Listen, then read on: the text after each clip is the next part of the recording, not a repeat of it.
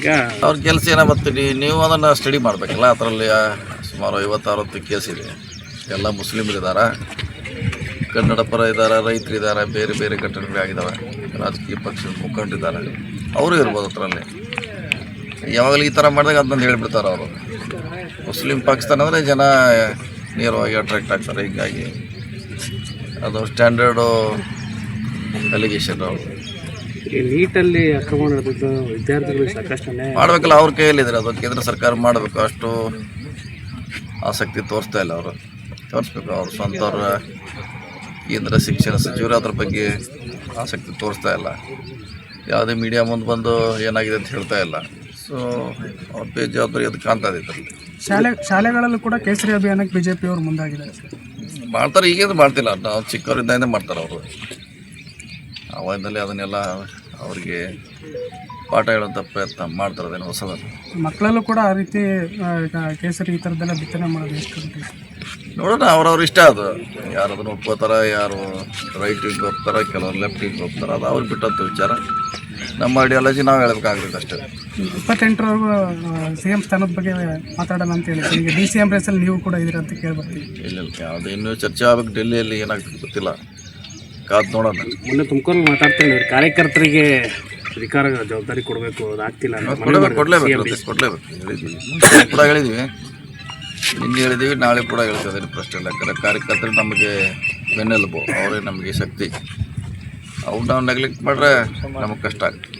ಮತ್ತೆ ಸಚಿವ ಸ್ಥಾನದ ಆಕಾಂಕ್ಷೆ ಮಿನಿಸ್ಟರ್ ಚೇಂಜ್ ಮಾಡ್ಬೇಕಂತ ಅದೇನು ನಮ್ಗೆ ಗೊತ್ತಿಲ್ಲ. ಎಷ್ಟು ಜನ ಚೇಂಜ್ ಮಾಡ್ತಾರೆ ಅದೆಲ್ಲ ಇಷ್ಟು ಸಮಯ ಬಂದಾಗ ಯಾರಿಗೆ ಮಾಡಬೇಕು, ಯಾರಿಗೆ ಬಿಡಬೇಕು, ನಮ್ಮ ಹೈಕಮಾಂಡ್ ಅದ್ರ ಬಗ್ಗೆ ಸರಿಯಾದ ತೀರ್ಮಾನ ಮಾಡ್ತಾರೆ. ಈಗ ರಾಜ್ಯಸಭಾದ ಆಕಾಂಕ್ಷಿಗಳು ಯಾರು ಇದ್ದಾರೆ ಗೊತ್ತಿಲ್ಲ ಯಾರಿದ್ದಾರೆ. ಅದು ಯಾರು ಅರ್ಜಿ ಹಾಕ್ತಾರೆ ಇನ್ನೂ ಹಾಕಬೇಕಾಗಿದೆ, ಕೇಳಬೇಕಾಗ್ತದೆ. ನಾವು ಸ್ಪರ್ಧೆ ಮಾಡ್ತಂತ ಅವಾಗ ಗೊತ್ತಾಗುತ್ತೆ ಯಾರು ಇದ್ದಾರೆ, ಅದರಲ್ಲಿ ಸಮರ್ಥ ಯಾರು ಅಂತ ಗೊತ್ತಾಗುತ್ತೆ. ಈಗ ಅವ್ರ ಕೆಲಸ ಏನೋ ಬರ್ತೀವಿ, ನೀವು ಅದನ್ನು ಸ್ಟಡಿ ಮಾಡಬೇಕಲ್ಲ. ಅದರಲ್ಲಿ ಸುಮಾರು 50-60 ಕೇಸ್ ಇದೆ. ಎಲ್ಲ ಮುಸ್ಲಿಮರಿದ್ದಾರೆ, ಕನ್ನಡ ಪರ ಇದ್ದಾರೆ, ರೈತರಿದ್ದಾರೆ, ಬೇರೆ ಬೇರೆ ಘಟನೆಗಳಾಗಿದ್ದಾವೆ, ರಾಜಕೀಯ ಪಕ್ಷದ ಮುಖಂಡರಿದ್ದಾರೆ, ಅವರು ಇರ್ಬೋದು ಅದರಲ್ಲಿ. ಯಾವಾಗಲೂ ಈ ಥರ ಮಾಡಿದಾಗ ಅದನ್ನು ಹೇಳಿಬಿಡ್ತಾರೆ ಅವರು.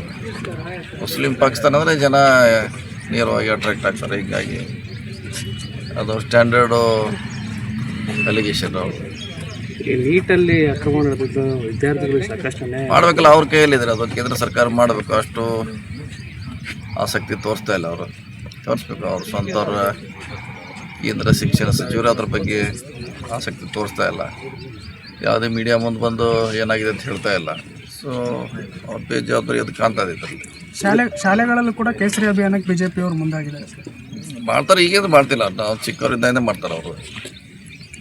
ಅವಾಗಿಂದಲೇ ಅದನ್ನೆಲ್ಲ ಅವ್ರಿಗೆ ಪಾಠ ಹೇಳೋಂಥ ಪ್ರಯತ್ನ ಮಾಡ್ತಾರೆ. ಅದೇನು ಹೊಸದನ್ನು ಮಕ್ಕಳಲ್ಲೂ ಕೂಡ ಆ ರೀತಿ ಕೇಸರಿ ಈ ಥರದ್ದೆಲ್ಲ ಬಿತ್ತನೆ ಮಾಡೋದು ಎಷ್ಟು ನೋಡೋಣ. ಅವ್ರವ್ರ ಇಷ್ಟ. ಅದು ಯಾರು ಅದನ್ನು ಒಪ್ಕೋತಾರೆ, ಯಾರು ರೈಟಿಗೆ ಹೋಗ್ತಾರೆ, ಕೆಲವರು ಲೆಫ್ಟಿಗೆ ಹೋಗ್ತಾರೆ, ಅದು ಅವ್ರಿಗೆ ಬಿಟ್ಟಂಥ ವಿಚಾರ. ನಮ್ಮ ಐಡಿಯಾಲಜಿ ನಾವು ಹೇಳ್ಬೇಕಾಗುತ್ತೆ ಅಷ್ಟೇ.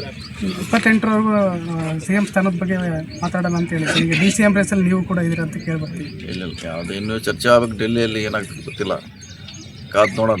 ಮೊನ್ನೆ ತುಮಕೂರು ಮಾತಾಡ್ತೀನಿ, ಕಾರ್ಯಕರ್ತರಿಗೆ ಅಧಿಕಾರ ಜವಾಬ್ದಾರಿ ಕೊಡಬೇಕು, ಅದು ಆಗ್ತಿಲ್ಲ. ಕೊಡಲೇಬೇಕು ಹೇಳಿದ್ದೀವಿ, ಕೂಡ ಹೇಳಿದ್ದೀವಿ, ನಿನ್ನೆ ಹೇಳಿದ್ದೀವಿ, ನಾಳೆ ಕೂಡ ಹೇಳ್ತಿದ್ದೀನಿ. ಪ್ರಶ್ನೆ ಇಲ್ಲ. ಯಾಕಂದರೆ ಕಾರ್ಯಕರ್ತರು ನಮಗೆ ಬೆನ್ನೆಲುಬು, ಅವರೇ ನಮಗೆ ಶಕ್ತಿ. ಅವ್ರು ನಾವು ನೆಗ್ಲೆಕ್ಟ್ ಮಾಡ್ರೆ ನಮಗೆ ಕಷ್ಟ ಆಗ್ತದೆ. ಮತ್ತೆ ಸಚಿವ ಸ್ಥಾನದ ಆಕಾಂಕ್ಷೆ ಮಿನಿಸ್ಟರ್ ಚೇಂಜ್ ಮಾಡ್ಬೇಕಂತ ಅದೇನು ನಮ್ಗೆ ಗೊತ್ತಿಲ್ಲ. ಎಷ್ಟು ಜನ ಚೇಂಜ್ ಮಾಡ್ತಾರೆ ಅದೆಲ್ಲ ಇಷ್ಟು ಸಮಯ ಬಂದಾಗ ಯಾರಿಗೆ ಮಾಡಬೇಕು, ಯಾರಿಗೆ ಬಿಡಬೇಕು, ನಮ್ಮ ಹೈಕಮಾಂಡ್ ಅದ್ರ ಬಗ್ಗೆ ಸರಿಯಾದ ತೀರ್ಮಾನ ಮಾಡ್ತಾರೆ.